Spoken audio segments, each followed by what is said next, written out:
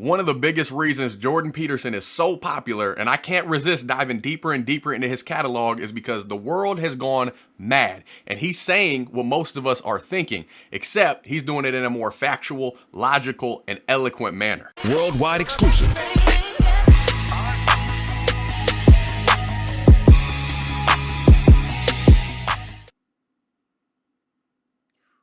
One of our guests of the day, the other one today, is a man you may recognise, or maybe you don't. Jordan Peterson has achieved that rare feat, becoming a global superstar academic. This is going to be good. So how did he become so well known? He first came to national prominence in Canada in 2016 in a debate about new laws on gender identity.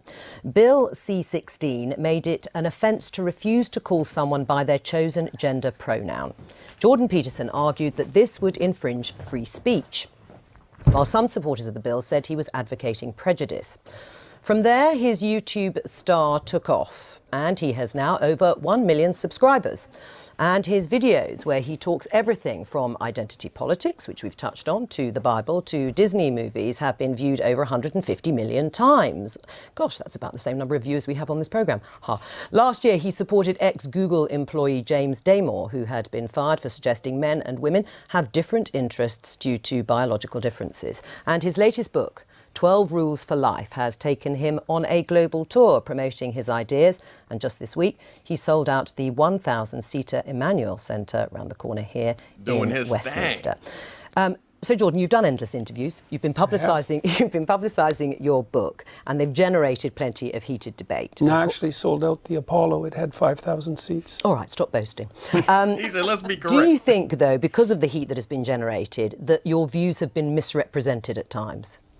Oh, definitely, but that's, that's part and parcel of the process.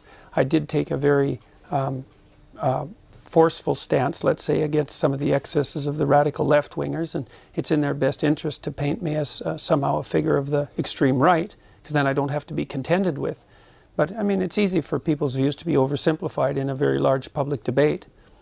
I mean, in terms of some of the issues, I mean, you say you've been painted as an extreme right-winger. No, some people have tried that. Not very successfully, but they've tried it. And you came to prominence in part over your opposition to this law that we just talked about in Canada, proposing the use of preferred pronouns for transgender people. Just for clarity... Mandating them. Yeah. Right. Saying that you should do it. No, but, that you had to do it. Right, you had to do it by law. But just for clarity, do you think a trans woman is a real woman? I don't really like the way those questions are formulated. I don't know what that means. What do you mean a real woman? Well, I'm asking you, in your mind, it depends what you think a real woman is, but do you think a trans woman is a woman? A woman? No. Why not? Because I think that women are capable, generally speaking, of having babies, and they have female genitalia, and they have an XX chromosome, and I think the biological markers are relevant. Doesn't necessarily mean that I don't think that people should be treated with respect and dignity if they happen not to fit easily into a gender category. That's a different issue. Right. But it's a matter of definition. And I actually think it's a foolish argument in some sense. Because what do you mean by real? Well, I mean, you've just clarified that, though. You don't think that a trans woman is a woman. And do you think that that is what is behind or explains your opposition to this idea of a law mandating you to use a preferred pronoun, is because you don't actually believe that that's the truth, that a trans woman is a woman and therefore you can't use that pronoun? No, that's not my argument at all. Really? Yeah, really. My argument is that the government shouldn't compel voluntary speech. No, but I know what your argument is, and you've made it very clearly. But that's exactly it. There's no motivation behind it. But you don't believe I wouldn't put everything on online in my life to take the stance I did unless I had thought that through very deeply. And I've thought it through very deeply. There aren't hidden motivations that have to do with some arbitrary prejudice against trans people. Okay. It's pure and simply this. There's never been a time in English common law history where the government compelled speech, and the Canadian government dared to do that. And that was unacceptable. And they masked it with this show of compassion for the oppressed, and I don't buy it. Right, but you would, as I think you've said, at an individual level, if somebody asked you, somebody asked you to use a particular pronoun, you would do so. Well, I have. You have? Right, yes. Fine. Yes. Let's talk about feminism. Are you a feminist? No, not as it's currently defined, certainly not. No. Well, in any other definition? Well, I think that anybody who doesn't think that the competitive landscape should be opened up for equality of opportunity is not thinking. And so everyone's interests are better served if people have as equal access to opportunity to display their talents and to manifest their talents in the world as possible. So in that sense, certainly. But feminism now, and this is why it's so deeply unpopular, a very small minority of women in the UK identify as feminists. And the reason for that is it's primarily become an ideological weapon. And it's an ideology that I detest, actually, the ideology that it's associated with, collectivist ideology. Right. I mean, okay, and that's your view about feminism. Aisha, are you a feminist? Oh, absolutely. I'm a very proud feminist. And when I was a special advisor in government, I worked on women and equality issues, and I'm very proud actually of a piece of legislation I got on the statute book with my former boss Harriet Harman, the Equality Act in 2010, which strengthened our anti-discrimination laws. And I fought very hard to get more women into public life, into the Labour Party, and I'm very, very proud of being a feminist, hence my pink dress. Oh, well, all right. Obviously reverting to type then in the pink dress. Absolutely, well... You would like men to regain or reclaim their strength physically, mentally and morally. Is that broadly correct? We need more I manly would say men. morally, fundamentally, but I think the other things go along with that. Right, and if that But it isn't men precisely who I'm speaking to. It's people. I'm a clinical psychologist. I'm actually interested in individuals, and I'm interested in their fortification against tragedy. You know, every time I do an interview, the interview is always political. It's always political. Well, the clue is in the title of this programme. We are the Daily Politics. No, fair enough. No, look, fair enough. And I'm not casting aspersions at this programme, but the fundamental news that's important about what I'm doing isn't the political element. And the people who talk to me don't talk politically. They say they've watched my lectures. But part and of it is that I think for a lot of people the kind of personal does become the political. Or the political becomes the personal. Yeah, and I think in terms of but in this situation, a lot of people are wrong, because primarily what's happening is people are watching my lectures, and as a consequence, their lives are improving dramatically. Oh, I'm sure they are. I'm sure people are have had a huge conversion after, and they're much happier once they've been. It's not a conversion. But what I would like to do is kind of almost. I think at the moment the discussion about feminism is very divisive, and sometimes it can sort of be like, okay, men have to lose and women have to gain. Actually, everybody has a lot to gain by greater equality. Now, whether you get the equality of outcome that you want, I think only time will tell. But certainly, equality of opportunity is very important. And actually, we can agree on that. And a lot of men would benefit from that. So I think a lot of men are having a lot of crises at the moment in terms of mental health, suicide issues, their own sense of identity, because I think some of the stereotypes put on men are quite limiting for them as well. I think they make men quite unhappy as well. The devil's in the details with regards to equality, because I'm an advocate of equality of opportunity. But and I think outcomes. Outcomes, that's an appalling doctrine. Why? All right. Well, hang on. Because you have to produce an unbelievably potent bureaucracy to make the ever greater and ever finer distinctions that are necessary to enforce equality of outcome. How many group differences are you going to equalize across? Is it just gender and sex? How many genders? No, gender and ethnicity? How many genders? I think how many what ethnicities? How many races? We'll let Aisha answer. I think what... Hold on, we'll let her talk in a second, but I cringe a little bit every time they interrupt him. The interview is about Jordan Peterson, so let the man talk. Be quiet. That's not a disrespect. You're interviewing him. He's a clinical psychologist. I believe he has a PhD and a multitude of accomplishments and qualifications, more so than both of these women, I'm sure. And it's not because they're women. You can have men up there. It doesn't matter. Jordan Peterson is the man. Let him talk. Let him share his side of the things. And usually it's going to be a lot more based in facts, in just real life, instead of what people try to create and all these random promotion of ideas that he's just precisely reminding everyone what is real and what isn't. There's men, there's women, there's XX, there's XY. Women can have babies, men can't have babies. Men have sperm, women do not. There's just simple things that you can't change. And when you're talking about equality, we can't keep pushing the line back, moving the goalposts out further and further. Like you can't do that. God created us in his image, man and women. It is real simple, and we keep trying to change that. And the more we push the line back, the unsafer this world gets. We're allowing men to feel like a woman one day, take over women's sports, which obviously you know how that's going to end up. Men are going to dominate those physical characteristics that men have. Just naturally, that's what they are usually better at is athletics and things like that. Men bring a certain purpose to the table, and they have aspects that they serve and that they enhance society with. Women, the same thing. Women do certain things a man can't do. Babies is one of them. Lots of other things. Usually women's intuition is way more further along than a man's.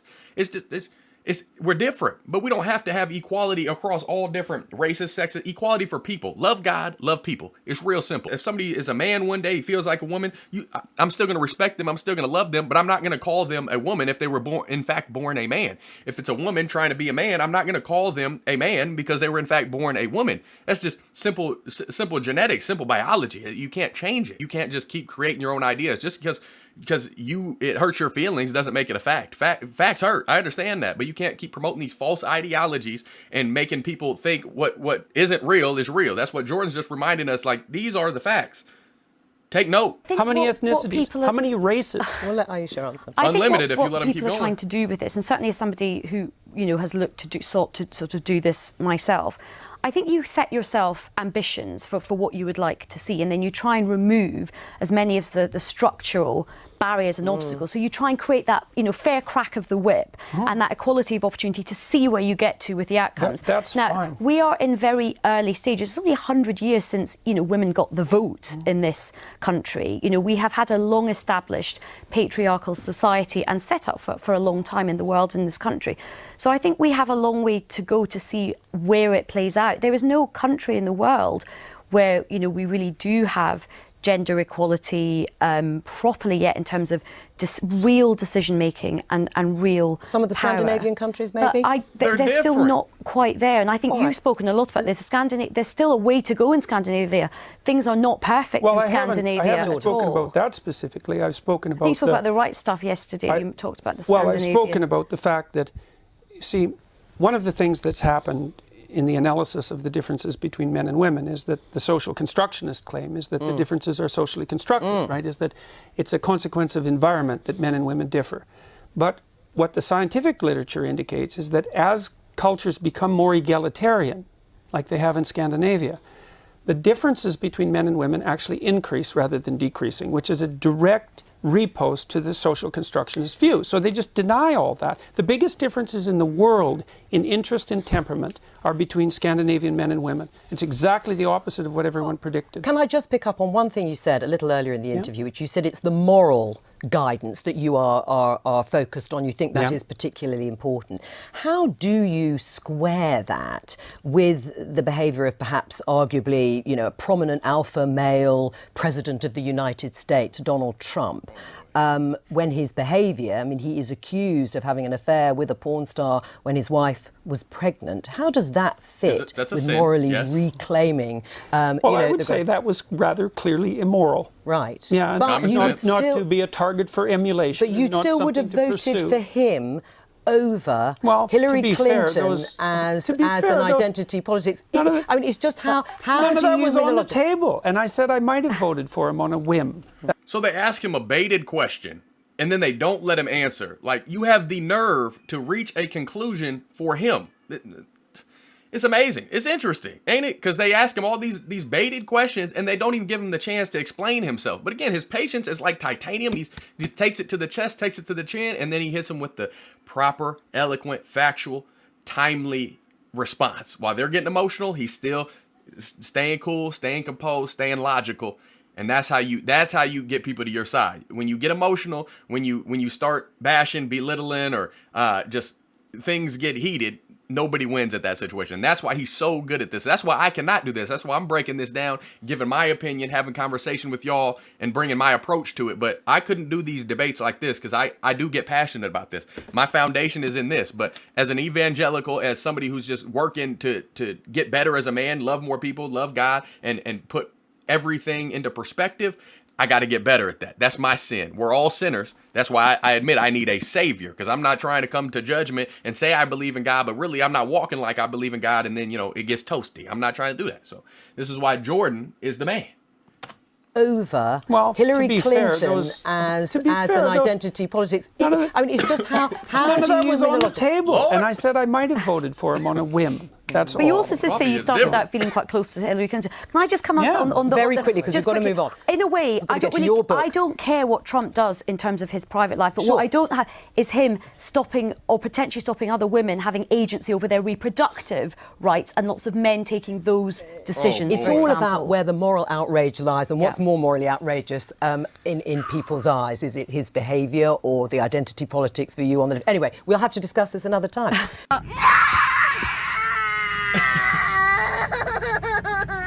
Jace, what do you think? So, man, I just pray that we could have heard more Jordan Peterson. But that's why his catalog's so large, and we can continue to do reactions and whatever you call these all day long. That's what I love about this right here. Let me go ahead, bang, bang. Let me stop that thing.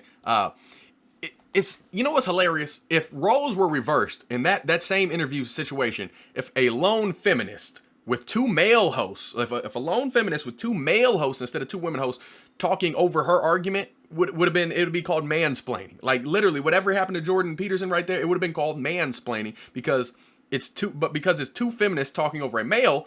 It's something else. It's allowed. Nobody turns. Everybody just turns another cheek. It's something different. It's amazing that he wasn't able to fully embrace the situation and explain and educate people on the topics. And they were about to get into the topic about abortion, and y'all know where I stand on that. If you're brand new, a woman's body, once conception happens, is no longer just a woman's body. There is a child in there. You call it a zygote, you call it fetus, whatever you want to call it. It's a life. God blessed you with that life. So no matter how the baby got there, whether it was, the baby was planned, you were irresponsible, rape happened, something like that, which is a sin. It's evil. It's a heinous act. It's horrible. God blesses you with that life to make up for it. So it doesn't matter if you're a 10-year-old, a 12-year-old, 16, 20, 30, 40. Like, I know it's a horrible thing when rape is talked about, and that's where people go to the extreme to say, well, what if it's rape? Then you got, the trauma that person would experience carrying that baby. No, God makes up with that with the life that he blessed you with. You can adopt the baby. You can raise the baby. The child shouldn't pay for the father's mistakes, for the evil person's mistakes. You know what I'm saying? No abortion under any situation is not okay. The only time that we can have a discussion with me about it, and that I'll listen to you, and I would love to hear a pastor's take on this, because this is where I'm still a little confused as a Christian man just trying to get better.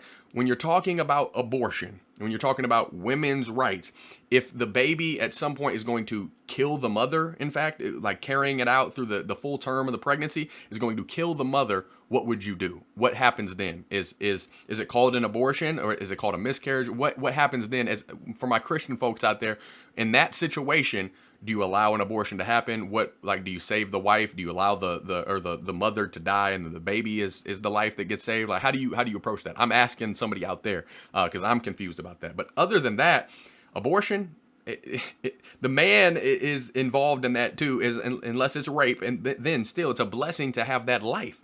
But when we're talking about feminism, when we're talking about equality between a man and a woman, the civil rights, the voting, like women can vote now. Women are out there in the workforce. There's a lot of women that earn more than men. And the pay gap, I did the gender pay gap Jordan Peterson video. The pay shouldn't be based on your sex or your race or anything like that. It should be based on the ability you do the job, like how you function on the job, whether you elevate the business, whether you elevate the situation that business or field is in, whether you elevate it, you do the job more efficient than the next man or woman or not. That's how you should base the pay, not on what you look like, not any of that, not on what you can do genetically or not, as far as like having babies versus having sperm. You know what I'm saying? So that equality idea is just, men and women are always going to differ, and people try to make them the same. They're not the same. It's never going to be the same, and you can't transform it into anything else. So women, you can't be a man, you can't be a woman. You can put dresses on all day long. That's a sin. You'll have to face that judgment at some point, somewhere along the way. But if you choose to wear a dress, do your thing. I know it's a sin. You're going to have to face judgment for that someday. It's talked about in this. But if you want to wear a dress, wear a dress. Women, if you want to wear jeans and a t-shirt or whatever, overalls like men wear, whatever it is, do your thing. But no matter how much you try to clothe it up, make up it, put on some fancy display, it's never going to change the biology, the chemistry, what you actually are. Never, ever. Some people gonna hate on that. It is what it is. I stand firm in my beliefs. I love y'all. I'm rooting for you. I love Jordan Peterson. What's the next one we're reacting to? What's that I haven't checked out? I got a whole playlist. I'll link it down below. What are some of your thoughts? Did you think these women were rude, or do you think they were polite in the way that they approached the interview? Y'all let me know. I'm curious. I'm here to check out stuff with y'all and react to it for the first time. So subscribe, like, notification bell if you're new. Hate, love, dudes, you got to do down below. I still appreciate you. I'm still praying for you. I want the best for everybody watching this video, and I want all this evil to fall to the wayside. I know God will work it all together for the greater good. That light will always overcome the darkness. So no matter where you're at, stop looking back. Look at what's in front of you. Look what you can control right now, how you can become a better man or woman. Spread that love, spread that peace, and keep lifting people up instead of tearing down, breaking down. But you got to keep, when I say that, I say lift people up and stop breaking down and tearing down. When there's somebody straying off, when there's somebody going against the foundation, the rules that are in here, the 10 commandments, what you just genetically can't change, what you see as sin, you got to nicely approach it and say, you know what? I see what you're doing. Pull them to the side. Say, I see what you're doing, but I want you to be saved with me. I want, when that judgment day comes, I want us to be in heaven with God. I want us to be up there dancing, loving, everything in complete abundance for eternity. That's why we point out sin. Not in a judgmental way. That's where Christians give Christians a bad name. You got to do it in a loving, caring way, because love, genuine love, when you see somebody straying off, you care for them. You want to get them back online because you want to be with them for eternity. It's really that simple. Doesn't matter if you're family or kin, whatever it is. If you see somebody straying off, you nicely tell them until you have to, firmly tell them, but in private say, you know what, this is going against God's rules. This is not turning to Jesus. This is not what Jesus would do. Jesus would not walk into Planned Parenthood with you to get that abortion. He just wouldn't. It's real simple. But y'all let me know your thoughts. I love y'all. Godspeed. I'm gone.